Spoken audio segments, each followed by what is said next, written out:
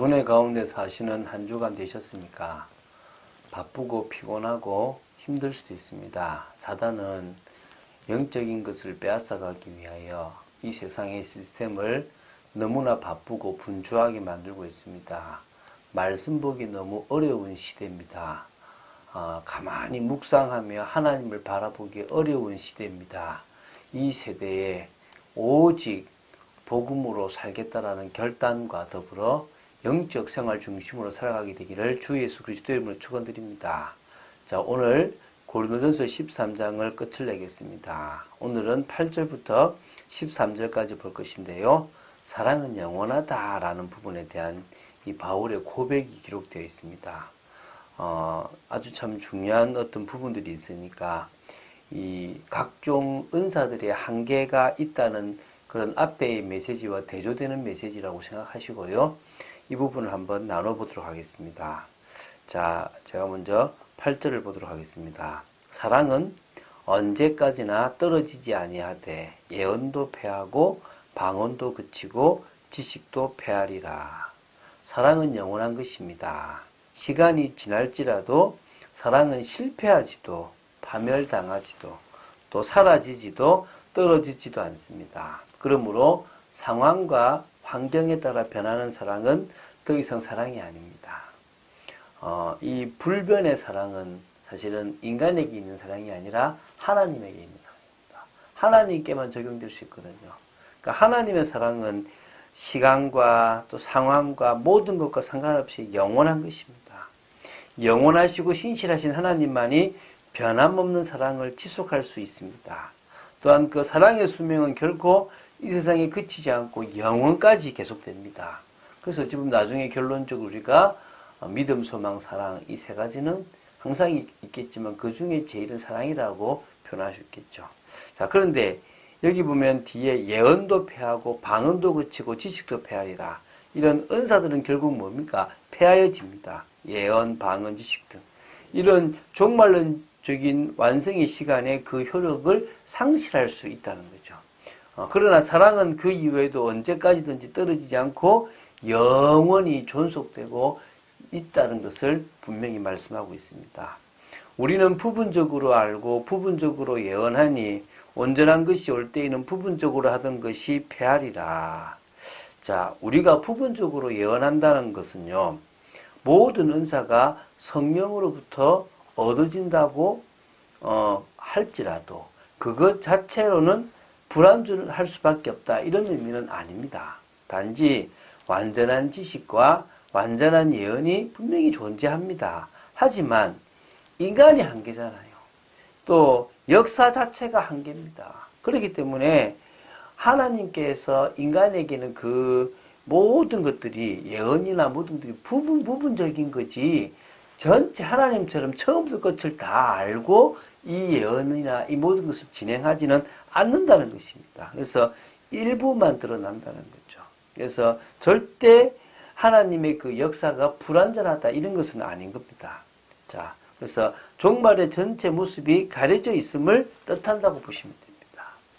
현재 부분적으로는 드러나 여러 가지 그 지식과 예언이 다 드러나 있지만 같은 의사들을 온전히 할 것이라고는 사실 할 수 없다라는 이런 부분들이 있다는 걸 아시면 좋겠습니다. 그래서 온전한 것이 올 때에 하나님의 나라가 임할 때는 이 세상의 끝에는 부분적으로 하던 모든 것들이 다 펴여지고 완전하게 드러난다는 겁니다. 이게 은사의 한계성에 대한 부분도 있다는 걸로 보시면 되겠죠.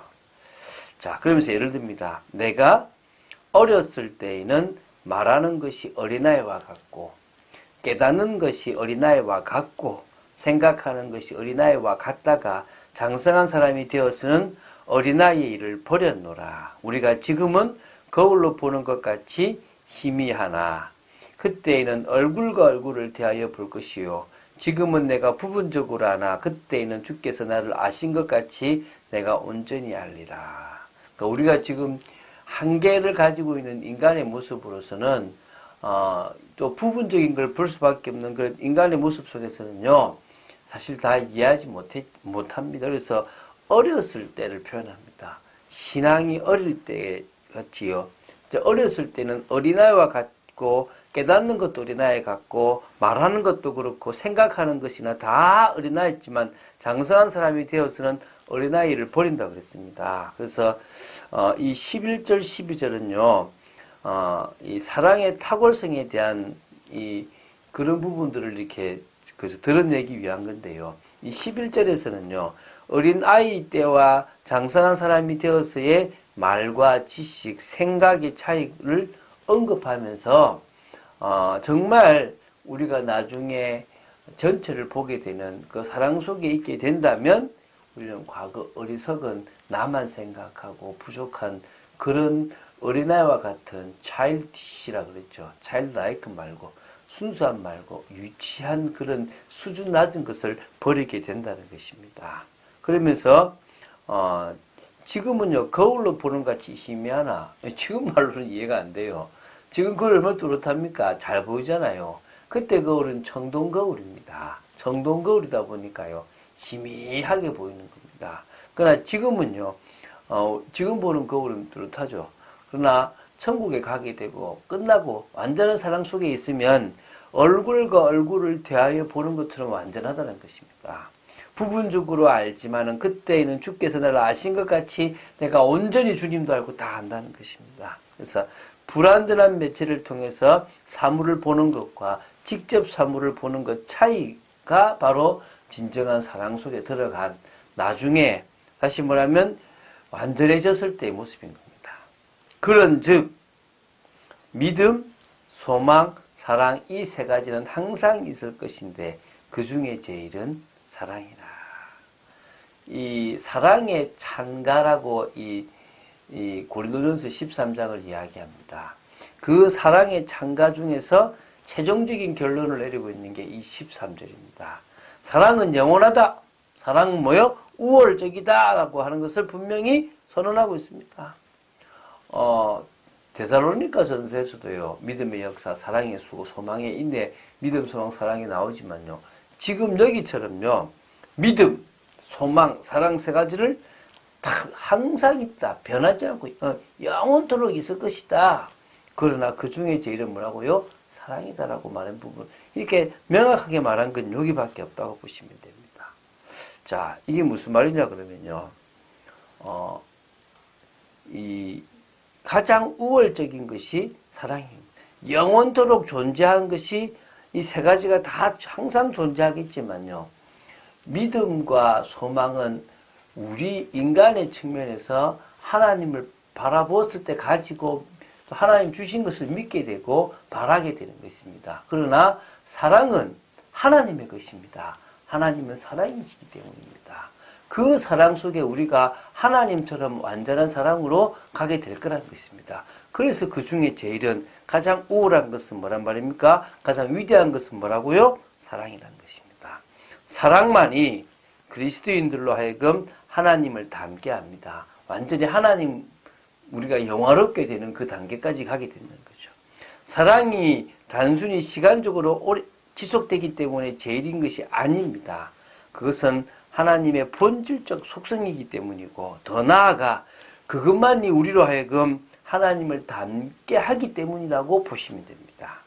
사도 요한이 뭐라 했냐면 사랑은 하나님께 속한 것이니 사랑하는 자마다 하나님께로서 나서 하나님을 알고 사랑하지 아니하는 자는 하나님을 알지 못하나니 이는 하나님은 사랑이심이라.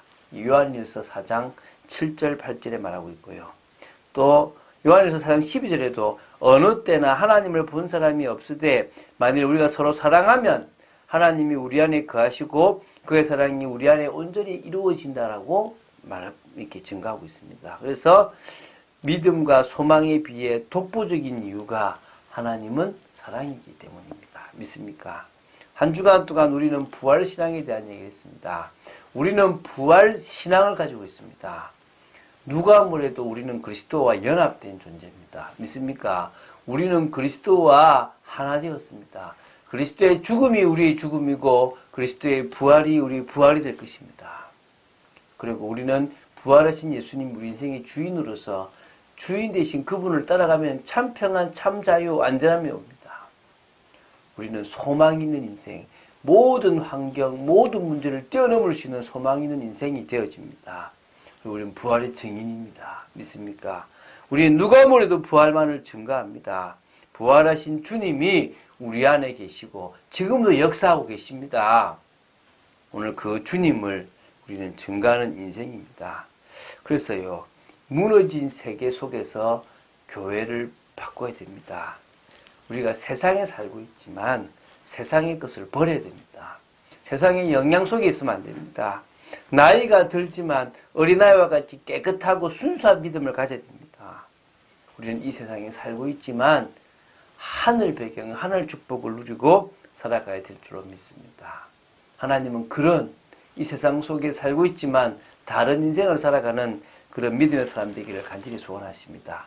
그런 축복 누리는 여러분 되시기를 주 예수 그리스도 이름으로 축원드립니다. 주는 그리스도시요 살아계신 하나님의 아들심을 고백합니다. 말씀 따라가기를 간절히 소원합니다. 온전한 사랑 속에 있기를 간절히 소원합니다. 은사, 그 많은 은사들을 주신 분도 주님이시고 또 우리에게 사랑을 알게 하신 분도 주님이시고 그 사랑을 또한 전하고 또 그 사랑 속에서 모든 것을 바꾸게 하실 것도 하나님이신 줄로 믿습니다.